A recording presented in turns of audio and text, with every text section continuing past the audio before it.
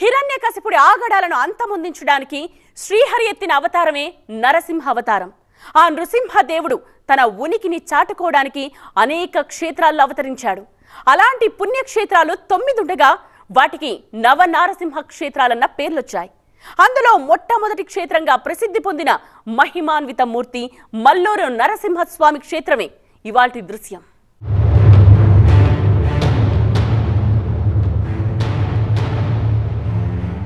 మానవ శరీరం ఎలా ఉంటుందో మల్లూరు లక్ష్మీ నరసింహస్వామి కూడా అలాగే ఉంటాడు. శరీరమంతా మెత్తగా రోమాలతో కనిపిస్తాడు. చూపుడు వేలుతో తాకితే మెత్తగా తగులుతాడు. చెమట కూడా పడుతుంది. స్వామి బొడ్డు భాగంలో నిరంతరం కారే ద్రవాన్ని భక్తులకు ప్రసాదంగా ఇస్తారు. ములుగు జిల్లాలోని పచ్చని అడవుల మధ్య హేమాచలం కొండపై ఆ ఆలయం అలరారుతోంది.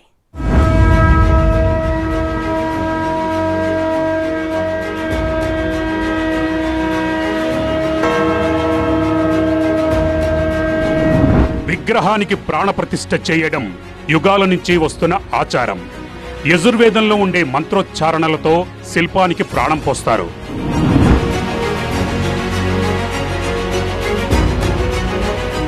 ప్రాణప్రతిష్ఠ చేశాక భగవంతుని దైవిక శక్తులు విగ్రహంలో నిలబడతాయని నమ్ముతారు. ఈ ఆచారంలో నిజంగా అంత శక్తి ఉంటుందా? ఆ మూర్తి బ్రతికి ఉన్నట్టుగా, మనిషి మాదిరిగా? మేము తెలంగాణలోని ములుగు జిల్లాలో ఉన్న మల్లూరు గ్రామానికి వెళ్తున్నాం. గమ్యం ఇక్కడ ఉండే నరసింహస్వామి ఆలయం. ఈ ప్రదేశంలో నరసింహస్వామి సజీవంగా ఉన్నాడని చెబుతారు. అవును, సరిగ్గానే విన్నారు మీరు. సజీవ విగ్రహం, అందులో ప్రాణం ఉంది.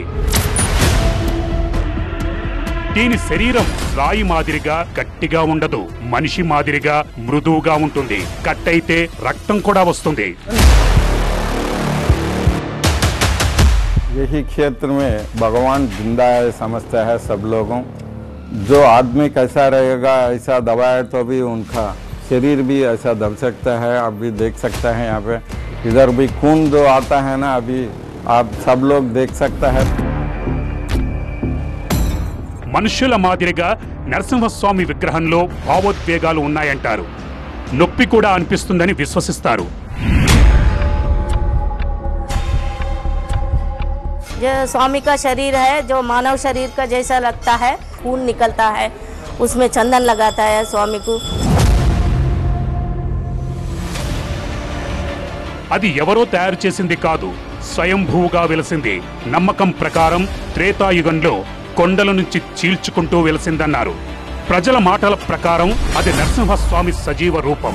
ఆయన శ్వాస తీసుకుంటున్నట్టు చాలాసార్లు చూశారని చెప్పారు. मेरे को मूर्ति को देखे तो पेट ऐसा ऐसा श्वास ले रहा, मेरा फीलिंग है या मेरे को दिखा नहीं मालूम है.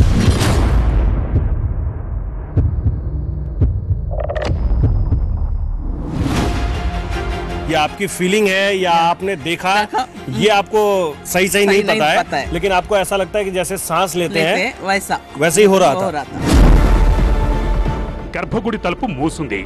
ఎప్పుడు తెరుస్తారా అని భక్తులు ఎదురు చూస్తున్నారు.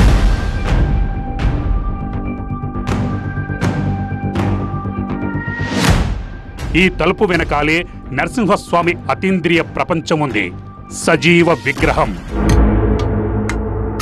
ఇక్కడ ఉన్నవారు చెప్పారు, విగ్రహంపై ఓ గాయం ఉందని, అక్కడి నుంచి రక్తం కారుతుందని.